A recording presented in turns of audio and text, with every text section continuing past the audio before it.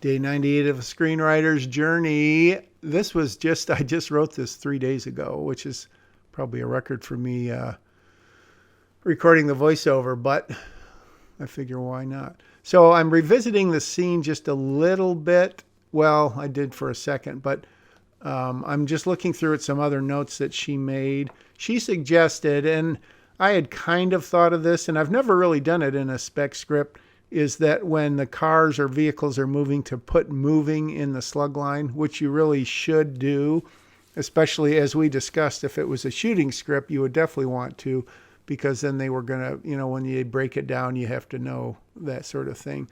But she thought that, and this is an establishing shot just to show the exterior, because I realized that we never showed it.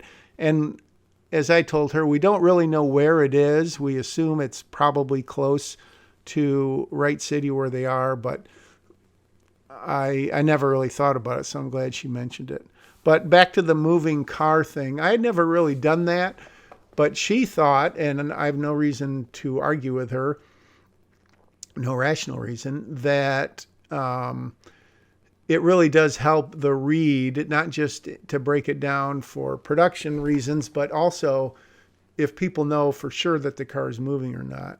And it will typically become obvious soon as you start reading the description underneath, but sometimes it doesn't. And so when you say moving, then the person doesn't have to worry about that. And if they're not moving, you don't say stationary, you just don't say moving. So right now I'm just going through and making all those changes. And again, I've never done this in a script, but it makes 100% sense. I also had a couple typos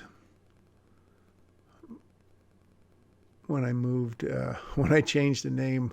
Tony was part of Stony, and so it made a totally wacky word. So that's simply all this is, nothing super exciting. Although I sort of did realize that, also the trampoline park, she had a comment, and this was just, again, for clarity's sake, to make it, oh gosh, another thing, I told her the title of the script was Martial Heart, and she said, oh, okay. But then she goes, and I realized that that's never used in the script itself. So I figure when Paul comes in, he's like, Martial Hart. And then people go, oh, that's right, Holly Hart, U.S. Marshal.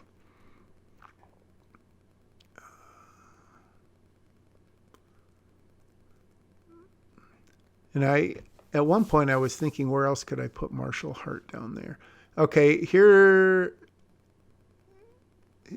This was just a little thing. She thought it was a good chance to kind of get a little deeper into Lexi, because she had said, well, I really like Lexi, but give her a little more descriptive something there.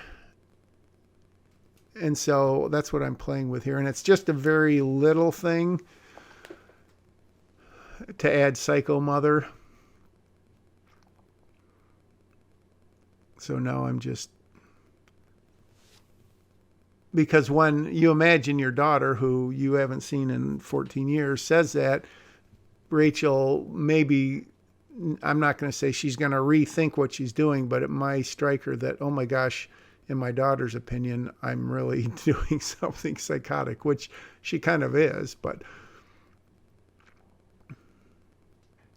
so now I'm realizing maybe there's a few more pearls or diamonds I can mine out of this scene.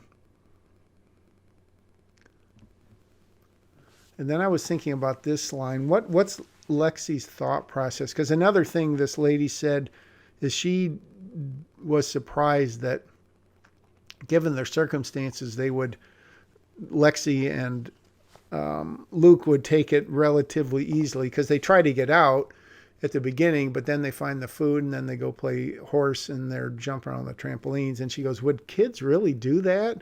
Wouldn't they try something more? But then, I had thought, and I explained to her, my reasoning was that Salerno set this up to put him at ease, to make them not think, oh, I've been kidnapped. I'm in a, I'm in a dungeon or something. I'm in a cement block. And so I guess I'll have that discussion later.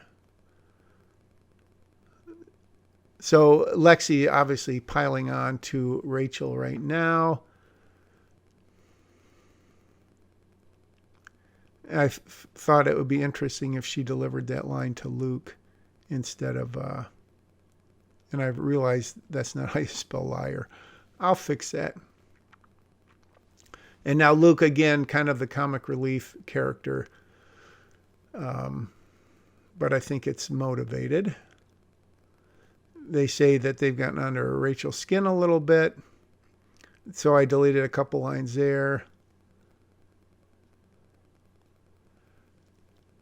Again, I'm just looking at my page count. Is that okay? It's only 106, so that's good.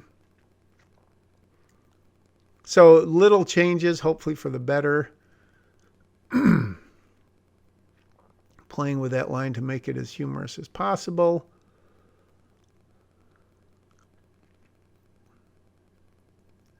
That was just a little thing when I had the two agents dead, and I didn't like say per car, but I wanted to make it apparent that there were 6 people dead.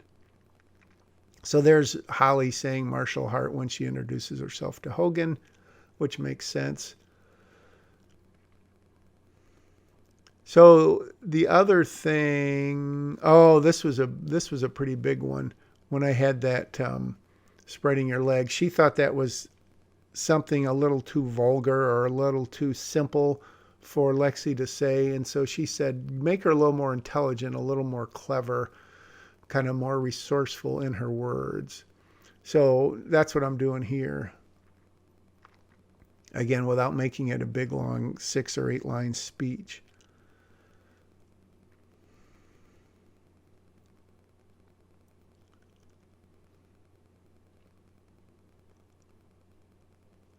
And I'm not talking because there's nothing to, my thought process, obviously, since I'm playing this back 5 times, is fast. I don't want to make it seem like I'm like Mr. Wizard and I thought this through super quick. It took me a while.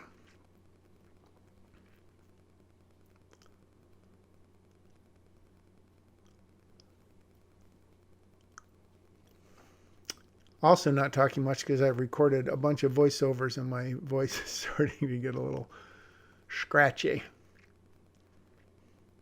So let's just enjoy the writing process. It is fun to watch it back and see what works and what doesn't work, or what I thought at the time worked and didn't work. And hopefully you can see where I'm going. It's not changing it a lot, but it's coming up with a, like she suggested, a more clever way to say it, sort of a more insight, something where the audience is going to not, oh, well, why'd she say spread her legs to her own mom? And obviously drop your drawers is more like something a guy would do, but still playing with that a little.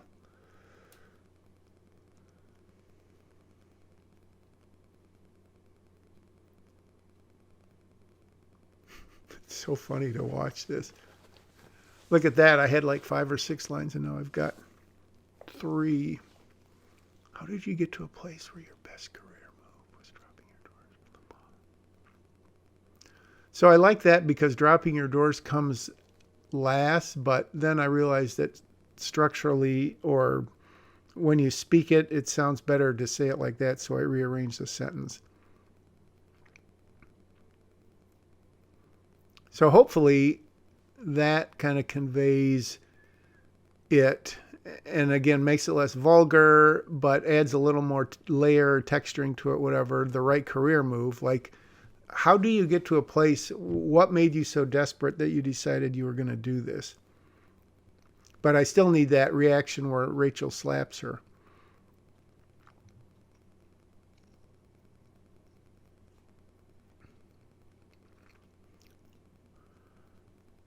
Okay. So, yeah, so she didn't have many notes near the end of the script. Oh, yeah, yeah. So her one note was that when Rachel says he can give you everything you wanted, Lexi's answer to that has to be a lot closer to it, because in the current version, and I've already made the changes, there was a lot of activity, which may have been like 30 seconds. And by the time Lexi says, we both know you can't, the audience is like, well, you can't do what? So I wanted to make it so maybe it was 5 or 10 seconds apart. So I had Lexi go to the jet and meet Salerno. And then Rachel sort of calls out, he can give you everything you've ever wanted. And then, as you see, I'm getting those a lot closer together, which I think is another great, great suggestion.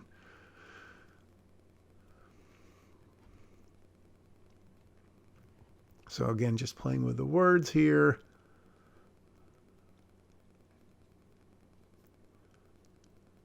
And I did ask her what she thought about the fact that after all that Salerno's gone through, he gives up.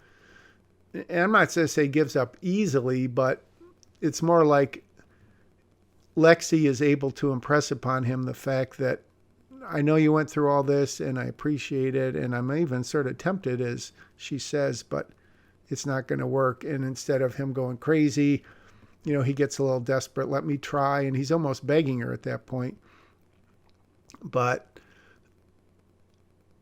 And so, yeah, we talked about that. And I told her I had a version where they had a big shootout, but I didn't really feel like, you know, well, I felt like that had been done a lot. And I wanted to make Salerno a little more interesting. And so I think she overall agreed that it was kind of maybe a refreshing or something. So I'm giving Salerno, again, he's a mobster and he's probably ordered people killed and all that stuff. Well, not probably, but trying to give him some humanity there. And he knows at this point that this is the only time he's ever going to see his granddaughter, let alone get a hug from her. And so when she hugs him, he just relishes it. You know, he drinks it in, as I say, lets her embrace wash over him. Then he returns it. And when he does, he's like, oh, I'm not going to let her go, literally. So he's holding her tight. But then Lexi knows that, you know, it's over. And he knows it. And she just needs to kind of confirm it. So at this point, I asked my wife to act out this hug to see how Lexi would just, you know, what the action, how I would describe the action of how they end the hug. Because it's not just they both stop hugging.